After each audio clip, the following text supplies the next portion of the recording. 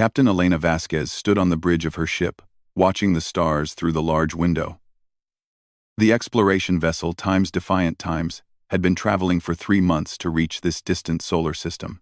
Humanity had only recently learned how to travel faster than light, and every new world they found felt like a victory. Elena's crew of 47 people came from all over Earth and the human colonies. They were scientists, engineers, and soldiers working together to explore the galaxy. For the first time in human history, people could travel between star systems and build new homes far from Earth. The communications officer, Lieutenant Park, suddenly looked up from his station. His face was pale and worried. "Captain, we're receiving a transmission. It's coming from an unknown source, but the signal is incredibly strong. They're broadcasting on every frequency we know." Elena walked over to Park's station. "Play it." The main screen flickered to life. A tall figure appeared, unlike anything humans had ever seen. The being was nearly 8 feet tall, with pale, glowing skin that seemed to shine with its own light. It had 4 arms, each ending in long, graceful fingers. Its face was narrow and elegant, with large dark eyes that showed no warmth. When it spoke, its voice was calm and cold. "I am Archon Zeph-Hai of the Celestial Dominion," the alien said. Its words came out in perfect English, which made Elena's skin crawl. How did this creature know their language? "We have been watching your species as you take your first steps into civilized space." Elena looked around the bridge. Her crew members had stopped their work to stare at the screen. Everyone knew this moment would come eventually. Humans had always wondered if they were alone in the universe. Now they had their answer. "Your kind has shown promise," Zeph-Hai continued. "But you are still young and primitive. You fight wars among yourselves. You struggle for resources. You expand into territory without permission. These behaviors are not acceptable in civilized space." The alien's image seemed to look directly at Elena through the screen. She felt like it could see her, even though she knew that was impossible. "The galaxy is governed by species who have evolved beyond such barbaric tendencies," Zeph-Hai said. "We of the Dominion have brought peace and order to countless worlds. We offer the same gift to humanity." Elena's hands tightened into fists. She didn't like the way this alien talked about her people. "You have 72 standard hours to comply with the following terms," the alien announced. "All human vessels and colonies beyond your home solar system must be withdrawn immediately. All research into faster-than-light technology must cease. Your species will accept guidance from the Dominion to help you develop properly." The bridge was completely silent. Elena could hear her own heartbeat. "If you fail to comply," Zeph-Hai said, his voice never changing tone, "we will implement corrective measures to ensure your species remains within its natural habitat zone. This is not a negotiation. This is an instruction." The transmission ended. The screen went black, leaving Elena and her crew staring at their own reflections. Lieutenant Park broke the silence. "Captain, that same message just broadcasted to every human ship and colony in known space. Earth Defense Command is already responding." Elena sat down in her captain's chair. Her mind was racing. 72 hours to abandon everything humans had worked for. Everything they had built beyond Earth would have to be destroyed or left behind. "Analysis," she ordered. Her science officer, Dr. Sarah Kim, was already working at her station. "Captain, the transmission contained a lot of information the aliens probably didn't mean to share. The signal showed their communication technology, their position in space, and details about their ship designs." Elena raised an eyebrow. "What kind of details?" "Their technology is definitely more advanced than ours," Dr. Kim said. "But it follows patterns we can understand. More importantly, their communication methods suggest they've never needed to hide from anyone. They broadcast openly, without any attempt at encryption or security." Commander Torres, Elena's first officer, stepped forward. "Captain, with respect, that doesn't sound like a species that's used to real fights. It sounds like they expect everyone to just do what they say." Elena nodded slowly. Torres was right. Everything about the aliens' message suggested they expected immediate compliance. The calm tone, the lack of negotiation, the assumption that humans would simply obey. "Park, Get me a connection to Earth Defense Command, Elena ordered.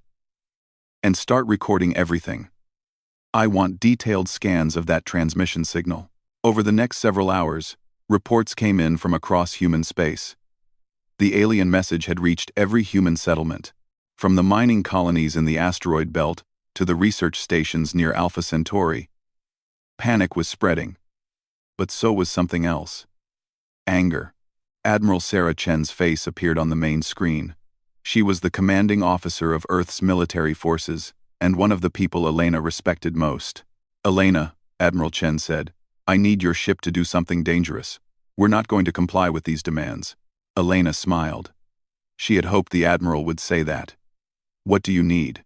Every ship with faster-than-light capability is being assigned to reconnaissance missions.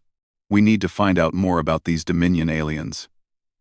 Where they come from, how many ships they have, what their weaknesses might be. Elena's crew looked excited rather than scared.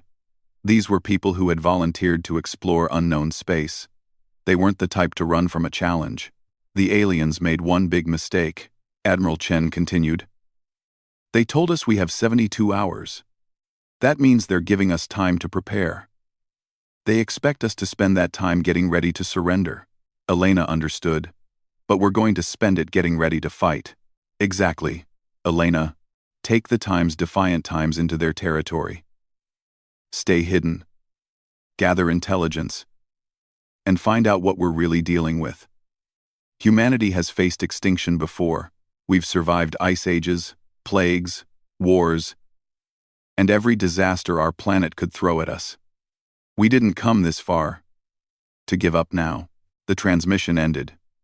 Elena looked around her bridge. Her crew was watching her, waiting for orders. You heard the Admiral, Elena said.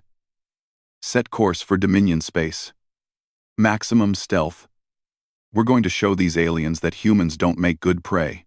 As the Defiant Times jumped to faster-than-light speed, Elena thought about the aliens' words.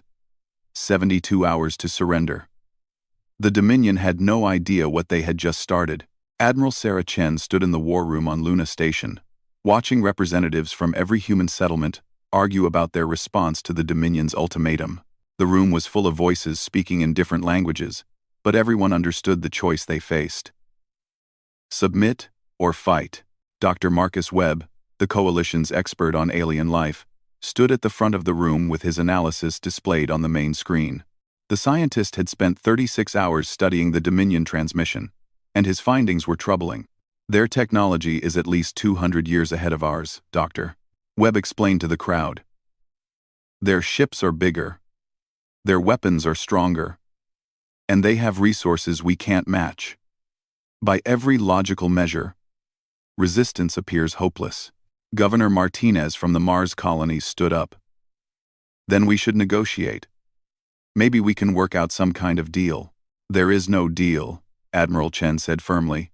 They made that clear. Submit completely or be destroyed. That's not negotiation. Representative Johnson from the asteroid mining guilds shook his head. Admiral, we've got families out here. Workers who just want to make a living. Is it worth getting them all killed for pride? Doctor, Webb raised his hand for attention. Actually, I think we need to look at this differently. Yes, their technology is superior. But there's something strange about their entire approach. He changed the display to show behavioral analysis charts. Look at how they communicated with us. They gave us a deadline. They explained their terms clearly. They even told us their name and position in the galaxy. This is not how a species behaves when they're worried about resistance. Captain Vasquez's voice came through the communication system from her ship in deep space. Dr. Webb is right. I've been studying their ship movements through their own transmission data. They travel in straight lines, use standard orbits, and broadcast their positions openly. These are not the habits of a species that expects to be attacked. Admiral Chen nodded. What are you thinking, Elena? I think they've never had to fight a real war, Elena replied. Every species they've encountered has surrendered without fighting. They don't know what it's like to face an enemy that refuses to give up. Dr. Webb pulled up new data. I've been researching Earth's history, comparing it to what we know about other worlds. Most planets have stable climates and abundant resources. Species evolve slowly, without major challenges. He pointed to images of Earth's harsh history. But Earth was different. Ice ages, supervolcanoes, asteroid impacts, climate changes. For millions of years, our ancestors survived by being adaptable, persistent, and cooperative. We learned to face impossible odds and find ways to win. Commander Torres, attending the meeting remotely from Europa Station, spoke up. The Dominion aliens evolved on easy worlds. They've never had to fight for survival like we have. They probably can't even understand why we would choose death over slavery. The room grew quiet as people considered this idea. Admiral Chen looked around at the faces on her screens and in the room. These were people who had left Earth to build new lives in space. They had chosen difficulty over comfort, exploration over safety. Dr. Webb, Admiral Chen said, in your professional opinion, what happens if we fight? The scientist was quiet for a moment. Admiral, if this were any other species, I'd say we have no chance. But we're not any other species. Humans have a trait that I don't think the Dominion understands. When we're cornered, we don't just give up. We get creative. Elena's voice came through the speakers again. Admiral, I'm sending you scan data from my reconnaissance mission. The Dominion ships are powerful, but they're designed for intimidation, not combat. Their hulls are smooth and elegant. Their weapon systems are meant to look impressive. I don't think they've ever been in a real fight. Admiral Chen studied the data on her screen. Elena was right. The alien ships looked like parade vessels, built to show off rather than survive battles. There's something else, Elena continued. I've been monitoring their communications. They're completely unencrypted. They don't even try to hide their messages, and their ship formations are perfect geometric patterns. They've never had to worry about surprise attacks. Governor Martinez stood up again. Even if you're right, what's your plan? We can't win a straight fight against superior technology. Admiral Chen smiled for the first time in days. We don't fight straight. We fight like humans. She activated a holographic display showing human settlements across the galaxy. All civilian populations will evacuate to hidden bases we've been preparing for 20 years. Every mining facility becomes a fortress. Every cargo ship becomes a weapon. Every human becomes a soldier. Representative Johnson looked confused. Hidden bases? What are you talking about? Commander Torres answered from Europa. The subterranean protocol. When we first developed faster-than-light travel, the military prepared for exactly this situation. Every major settlement has underground facilities that can hide entire populations. We've been building them for 2 decades. Dr. Webb nodded. And we have advantages the Dominion doesn't expect. We're small and mobile. We can hide in asteroid fields, inside gas clouds, even in the space between planets. They're looking for big, obvious targets like Earth. They're not prepared to fight ghosts. Admiral Chen activated the next part of her presentation. Phase 1 is evacuation and concealment. Phase 2 is intelligence gathering. Elena's mission is part of this. We need to learn everything we can about their technology, their tactics, and their weaknesses. And Phase 3? Governor Martinez asked. Phase 3 is where we show them what persistence hunting really means, Admiral Chen said. We don't attack their strengths. We attack their weaknesses. We don't fight where they expect. We fight where they can't follow, and we never, ever give up. Elena's voice came through the speakers one more time. Admiral, I'm approaching the edge of Dominion space now. Permission to begin deep reconnaissance? Admiral Chen looked around the room one last time. Every face was determined now. The fear was gone, replaced by something the Dominion had probably never encountered in their conquered species. Human stubbornness. Permission granted, Captain. Show them what happens when predators try to hunt persistence hunters. As the meeting ended and representatives returned to their ships and colonies, Admiral Chen remained in the war room.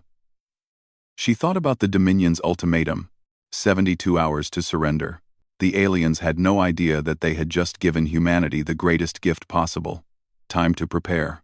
Across human space, the evacuation began. Families loaded essential supplies and disappeared into hidden bunkers that had been prepared for decades. Mining ships were retrofitted with weapons. Cargo vessels became troop transports. Every human settlement transformed from a peaceful colony into a military base.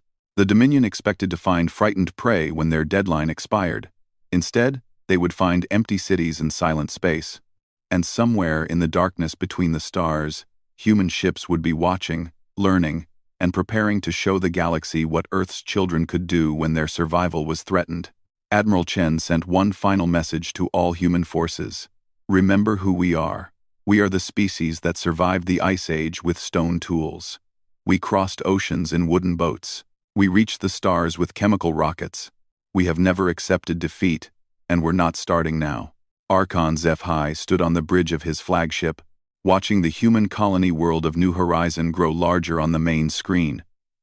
The planet looked peaceful and quiet, exactly as he expected. The 72-hour deadline had passed, and the primitive humans had finally accepted their place in the galaxy. Status report. HFY ordered his bridge crew. All sensors show the colony is abandoned. Archon, his tactical officer, reported. No ship activity. No communications. No energy signatures from the settlements. The humans have obeyed. HFY felt satisfied but not surprised. Every species eventually understood that resistance to the Dominion was pointless. The humans had seemed more aggressive than most, but they had learned their lesson without forcing him to take corrective action. Deploy the occupation force, he commanded. We will establish proper administration of this world, and then move on to the next human settlement. What HFY didn't know was that beneath the surface of New Horizon, 15,000 humans were watching and waiting. The mining colony had been built over a network of natural caves that the colonists had expanded into a massive underground city. Colonel Sarah Mitchell commanded the hidden forces, and she had been preparing for this moment for months. All units, this is Control. Colonel Mitchell spoke quietly into her communicator. Dominion fleet is moving into orbit. Execute Operation Mole Hunt. Operation Mole Hunt. On the surface, dozens of concealed weapon platforms powered up. The humans had built them to look like mining equipment, but they were actually kinetic bombardment systems capable of launching projectiles at incredible speeds. Captain Elena Vasquez and her squadron were hiding behind New Horizon's largest moon, watching the Dominion fleet through passive sensors. The Times, Defiant Times, and 12 other ships had been converted from mining vessels into weapons of war. They weren't pretty, but they were deadly. All ships. This is Vasquez, Elena transmitted on a tight beam. Remember the plan. We're not trying to win a fair fight. We're trying to hurt them badly enough that they'll think twice about attacking other human worlds. The Dominion troop transports began descending toward the planet's surface. HFY expected to find empty buildings that his forces could easily occupy. Instead, the first transport ship was hit by a kinetic projectile, moving at 20% the speed of light. The impact was devastating. The transport ship disintegrated instantly, killing all 200 Dominion soldiers aboard. Alarm signals filled HFY's bridge as more hidden weapons opened fire from the planet's surface. Impossible, HFY shouted. The planet was empty. How are they attacking us? His tactical officer's hands shook as he tried to make sense of the sensor readings. Archon, the attacks are coming from underground. The entire planet appears to be fortified. Elena's squadron chose that moment to attack. 13 human ships appeared from behind the moon, moving fast and low. Their weapons were crude compared to Dominion technology, but they had been designed by people who understood three-dimensional combat in ways the aliens didn't. The mining ships spread out in an unpredictable pattern, using the gravitational pull of the planet to slingshot themselves at impossible angles. Dominion gunners tried to track them, but the human ships moved like they were part of an asteroid mining operation, which they had been until recently. Target their engines, Elena shouted over the communication system. Disable their ships. Don't try to destroy them. The human ships weren't trying to fight fairly. They used every dirty trick they could think of. One ship released a cloud of metal debris that blinded Dominion sensors. Another ship fired mining charges that created electromagnetic pulses. A third ship simply rammed a Dominion destroyer at full speed, the pilot ejecting at the last second. HFY watched his perfectly organized fleet dissolve into chaos. His ships were designed to fight in neat formations against enemies who followed proper military tactics. The humans fought like wild animals, using unpredictable attacks and sacrificing their own ships without hesitation. "Return fire," HFY ordered. "Destroy these primitives." The Dominion weapons were incredibly powerful. When they hit a human ship, the results were devastating. But hitting the human ships was the problem. Elena's pilots flew like they were racing through asteroid fields, because many of them had been doing exactly that for years. Lieutenant James Rodriguez piloted his fighter directly at a Dominion cruiser. His ship was hit by enemy fire and began breaking apart. But instead of ejecting, Rodriguez steered the wreckage into the cruiser's hangar bay. Rodriguez and 2 other crew members survived the crash. Instead of surrendering, they grabbed mining tools from their destroyed ship and began fighting their way through the alien vessel's corridors. The Dominion crew had never experienced boarding actions and didn't know how to respond to humans running through their ship with plasma cutters and explosive charges. The 3 humans caused massive damage before they were finally stopped. Rodriguez's last action was to overload the cruiser's power systems, disabling the ship and forcing the Dominion crew to evacuate. On the planet's surface, Colonel Mitchell's forces continued their underground assault. The humans had turned the entire mining operation into a weapon. Conveyor belts launched rocks at orbital targets. Industrial equipment became massive kinetic weapons. Even the colony's waste disposal system had been converted into a chemical weapon launcher. The battle lasted 6 hours. When it ended, the Dominion fleet retreated, leaving behind 4 destroyed ships and 3 damaged vessels. The human losses were severe: 8 ships destroyed and over 200 casualties. But they had proven something important. Humans could hurt the Dominion.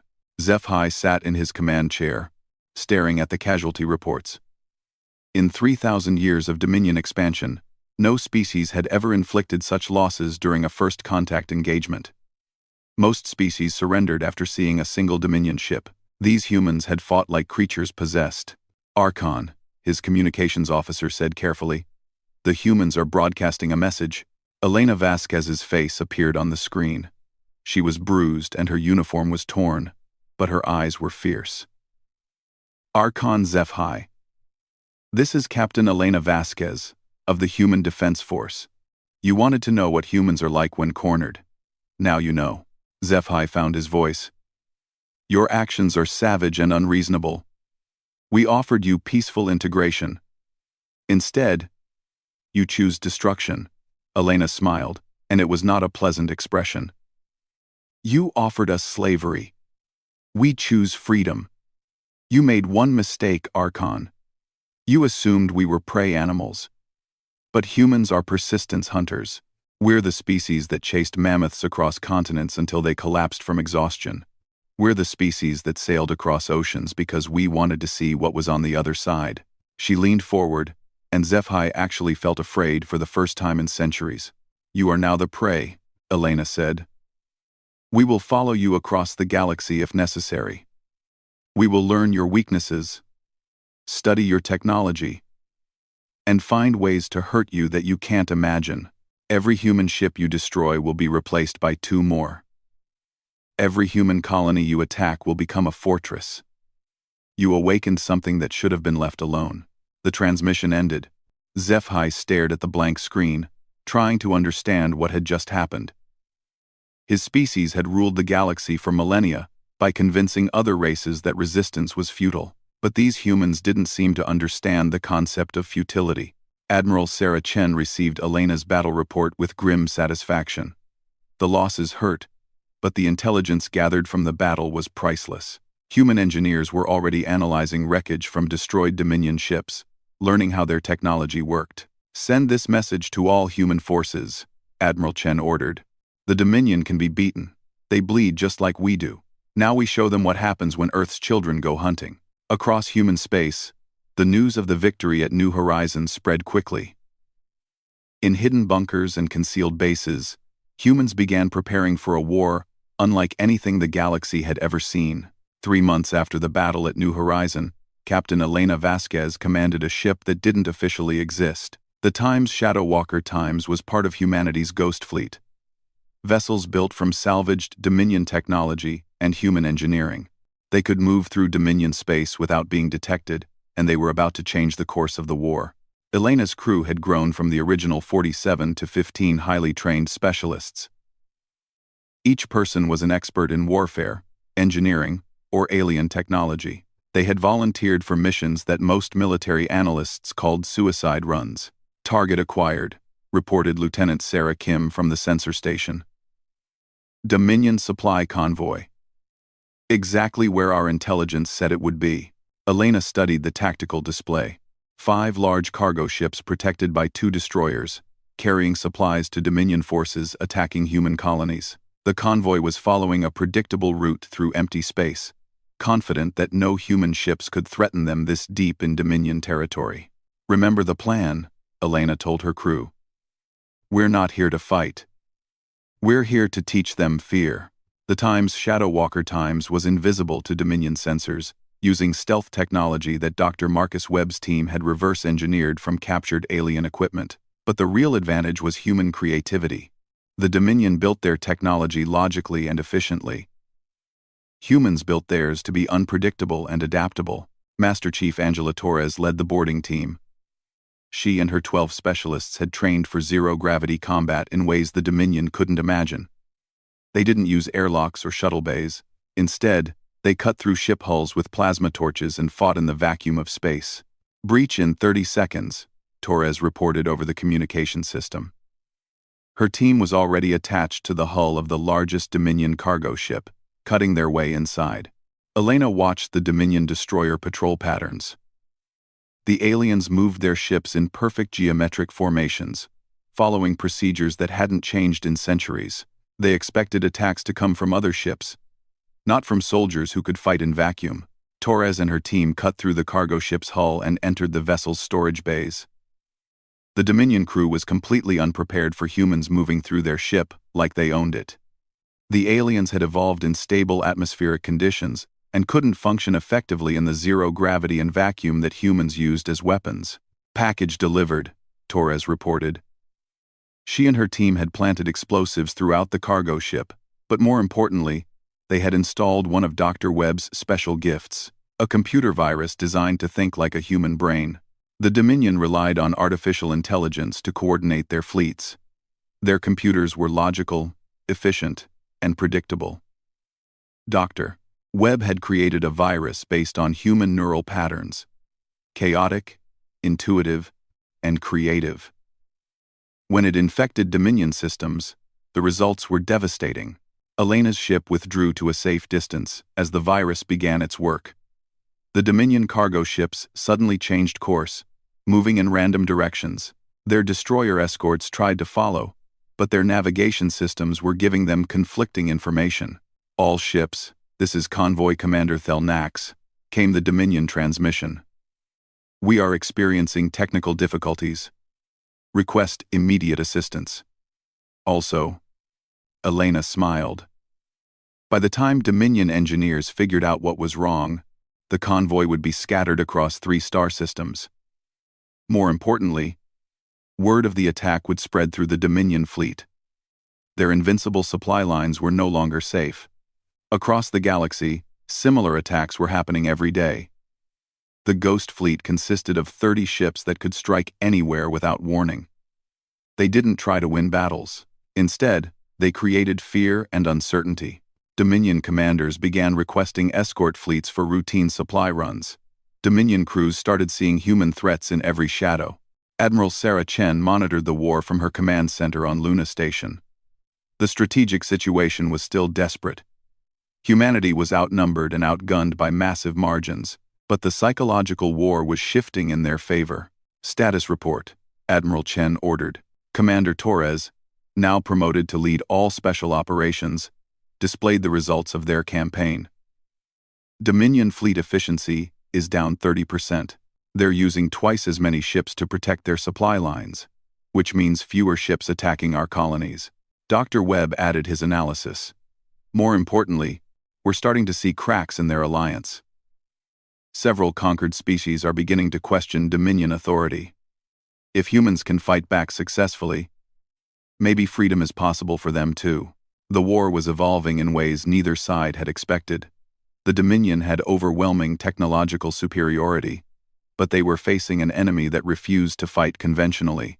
Human ships appeared from nowhere, struck at unexpected targets, and vanished before retaliation was possible. Elena's next mission took her to a Dominion research station orbiting a gas giant.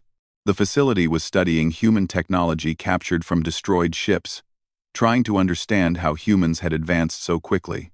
Intelligence reports that they've been torturing captured human engineers, Elena told her crew. This isn't just a military target. It's personal.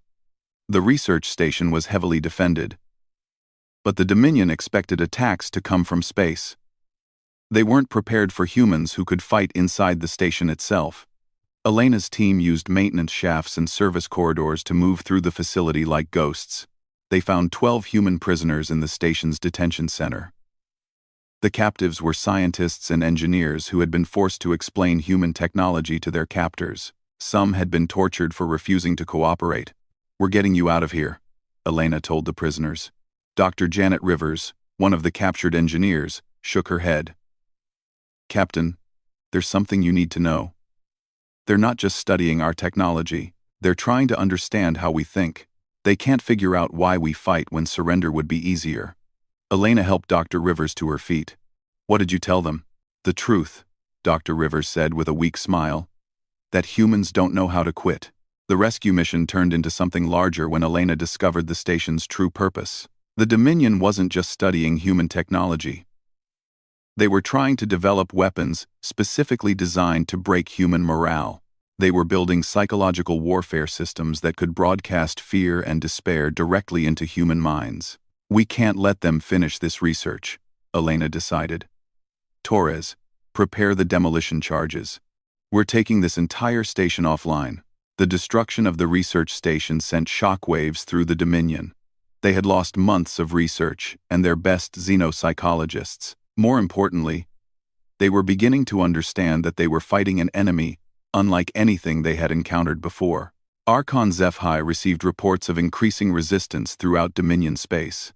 Species that had been conquered centuries ago were beginning to rebel. The humans had shown that the Dominion could be defeated, and that knowledge was spreading like a virus. "The situation is becoming untenable," Zephi's senior advisor warned. "We're losing more ships to human raids than we're destroying in direct combat. Their tactics are completely unpredictable." Zephi stared at the tactical displays showing human activities across the galaxy. Red markers indicated confirmed human attacks. There were hundreds of them, scattered across dozens of star systems. How could one primitive species cause so much disruption? "They don't fight like civilized beings," Zephi said. "They use suicide attacks, guerrilla warfare, and psychological tactics. They target supply lines instead of military installations. They rescue prisoners instead of capturing territory. Nothing they do follows proper military doctrine," his advisor nodded. "That appears to be their strength, Archon. We've built our strategies around fighting rational enemies who want to minimize casualties and preserve resources. The humans seem willing to accept any cost to continue fighting." Elena's Ghost Fleet continued their campaign of chaos and disruption. They attacked Dominion communications networks, destroyed supply depots, and rescued prisoners from detention centers. Each mission was designed to prove that no Dominion facility was safe from human attack. The psychological impact was becoming more important than the military results. Dominion crews were requesting transfers away from human space. Conquered species were asking why they had never tried to fight back. The galaxy was beginning to see the Dominion as fallible rather than invincible. Admiral Chen reviewed the latest intelligence reports with satisfaction. "The Dominion is starting to make mistakes. They're becoming reactive instead of proactive. They're responding to our attacks instead of executing their own strategy." She activated the holographic display showing the current situation. "Phase 3 begins now. We've taught them to fear us. Now we're going to teach them that they can't win." Admiral Sarah Chen stood before the largest gathering of human forces in history. Representatives from every colony, ship, and hidden base filled the massive briefing room on Luna Station. After 8 months of guerrilla warfare, Humanity was ready for their most dangerous mission yet. Operation Persistence begins in 6 hours, Admiral Chen announced. We have located the Dominion's Central Command Nexus. It's a massive space station that controls their entire galactic empire. If we can take it, we can end this war. Captain Elena Vasquez studied the tactical display showing the enemy station. The structure was enormous, easily the size of a small moon. It was protected by the largest fleet humanity had ever faced, over 300 Dominion warships, arranged in perfect defensive formations. The odds are impossible, Elena said quietly to her crew. We're outnumbered 50-1. Their weapons are more powerful, their shields are stronger, and their station is basically a fortress. Lieutenant Park, now Elena's second in command, smiled grimly. When have humans ever cared about impossible odds? Dr. Marcus Webb had spent months analyzing captured Dominion technology, looking for weaknesses. His final discovery would determine whether Operation Persistence succeeded or failed. Their entire command structure depends on a central artificial intelligence, Dr. Webb explained to the assembled commanders. Every Dominion ship, station, and planet is connected to this network. It's incredibly efficient, but it has one critical flaw. He activated a holographic display showing the AI's neural patterns. The system is completely logical. It can't process chaotic or irrational information. If we can introduce enough unpredictable data into their network, we can cause a system-wide failure. Master Chief Angela Torres had volunteered to lead the most dangerous part of the mission. Her team would have to board the command station and physically access the central computer core. It was essentially a suicide mission, but every member of her unit had volunteered. We've trained for this our entire military careers, Torres told her soldiers. We're going to show these aliens what humans can do when everything is on the line. The attack began with diversionary strikes across the entire galaxy. Every human ship, no matter how small, launched simultaneous attacks on Dominion targets. Mining vessels attacked supply depots, exploration ships raided communication centers, even civilian transports joined the assault, using improvised weapons and kamikaze tactics. The purpose wasn't to win battles. It was to create so much chaos that the Dominion couldn't focus their defenses on any single target. Elena's Ghost Fleet attacked 17 different systems simultaneously, forcing the enemy to spread their forces thin. Archon's HFY watched the tactical displays in growing horror as red warning indicators appeared across the galaxy. Hundreds of human attacks were happening at once, far more than should have been possible with humanity's limited resources. How many ships do they have? HFY demanded. His tactical officer was overwhelmed by the incoming reports. Archon, every human vessel in existence appears to be attacking us simultaneously. Cargo ships, mining equipment, even escape pods are being used as weapons. HFY finally understood what he was facing. The humans weren't just using their military. They had turned their entire civilization into a weapon. Every human in the galaxy had become a soldier. While the Dominion fleet rushed to respond to the widespread attacks, Elena led the main assault force toward the command station. 200 human ships, including everything from battleships to converted cargo haulers, made the final jump to the station's coordinates. The Dominion defenders were waiting, but they were confused and divided. Half their fleet had been sent to respond to the diversionary attacks. The remaining ships were powerful enough to destroy the human force, but they were commanded by officers who no longer trusted their own judgment. All ships, this is Admiral Chen, came the transmission from Luna Station. Remember, we're not trying to fight fair. We're trying to win. Elena's squadron dove directly at the space station's docking bays, using a tactic that the Dominion couldn't understand. Instead of engaging the defensive fleet, the human ships ignored the enemy warships completely and headed straight for their target. The Dominion ships turned to pursue, but they were designed for long-range combat. The humans were fighting at point-blank range, where their smaller, more maneuverable ships had advantages. Mining vessels used their cargo manipulators as weapons. Exploration ships released probe swarms that confused enemy sensors. Every human pilot fought like they were racing through an asteroid field. Torres and her boarding team reached the station in a converted mining shuttle that could cut through the station's armor like it was cutting through rock. They breached the hull in 6 different locations simultaneously, creating confusion about where the main attack was coming from. Inside the station, the human soldiers faced Dominion security forces who had never encountered enemies that could fight in zero gravity and vacuum. Torres led her team through the station's corridors like they were moving through a 3-dimensional maze, using every surface as cover. The battle inside the station was chaotic and desperate. Human soldiers used improvised weapons and guerrilla tactics against enemies with superior equipment. But the Dominion forces were designed to maintain order, not to fight a running battle through their own facility. Dr. Webb reached the central computer core with 3 other specialists. The chamber was enormous, filled with processing equipment that controlled the entire Dominion Empire. At the center was the main AI interface, a crystalline structure that pulsed with energy. Uploading the virus now, Dr. Webb reported over the communication system. The virus he had created was his masterpiece. It wasn't just random data. It was a perfect copy of human thought patterns. The AI would try to process the information logically, but human consciousness couldn't be understood through logic alone. Chaos, creativity, stubbornness, hope. All the traits that made humans dangerous would be fed directly into the Dominion's central intelligence. The effect was immediate and devastating. Throughout the galaxy, Dominion ships suddenly lost coordination. Their perfect formations collapsed as individual vessels received conflicting orders. Weapon systems shut down as the AI tried to process concepts it couldn't understand. Archon HFY watched his empire collapse in real time as the virus spread through the network. Ships were crashing into each other. Stations were going dark. Entire planets were losing communication with the central government. "How is this possible?" he whispered. Elena's voice came through the communication system from somewhere inside his station. "Because you never understood what you were fighting, Archon.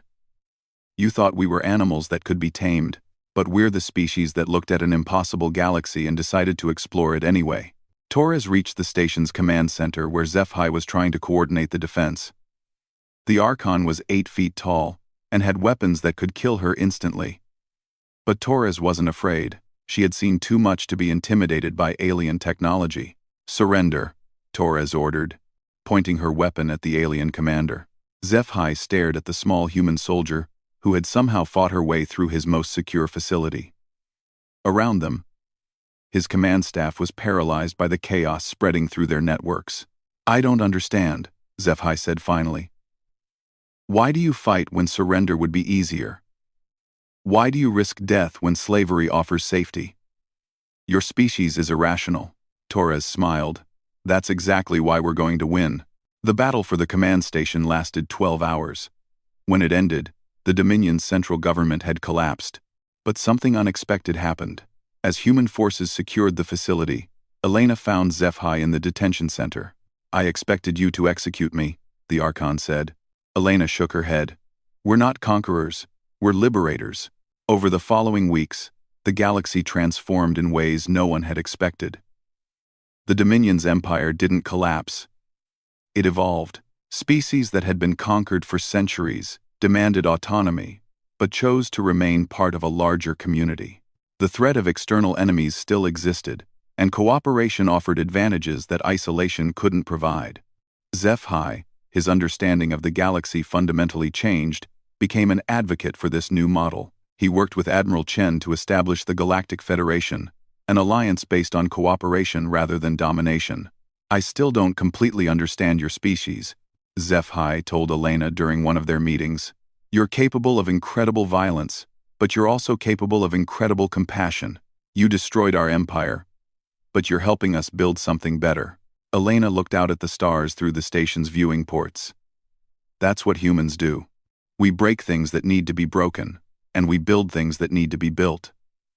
We never accept that something is impossible." Admiral Chen established the Human Defense Corps, a military force dedicated to ensuring that no species would ever again face the choice between slavery and extinction. Earth became a symbol throughout the galaxy, representing the idea that freedom was worth any sacrifice. Captain Elena Vasquez took command of a new exploration vessel, the Times Persistence ***.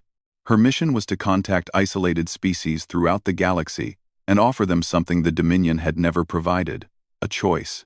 On her first mission, Elena's ship encountered a primitive species that had just developed radio communication. They were terrified when they detected the human vessel, expecting invasion or conquest. "Don't be afraid," Elena transmitted to them. "We're not here to rule you or change you. We're here to offer you a choice. You can join the galactic community as equals, or you can remain isolated until you're ready. The decision is yours." It was the same choice that the Dominion had never given humanity: the choice to determine their own destiny. As the Persistence Times continued its mission, Elena thought about the war that had changed everything. Humanity had faced extinction and chosen to fight. They had been outnumbered and outgunned, but they had never accepted defeat. The galaxy was a safer place now, protected by the knowledge that somewhere among the stars, there was a species that would never accept tyranny. A species that had looked at impossible odds and decided to hunt predators.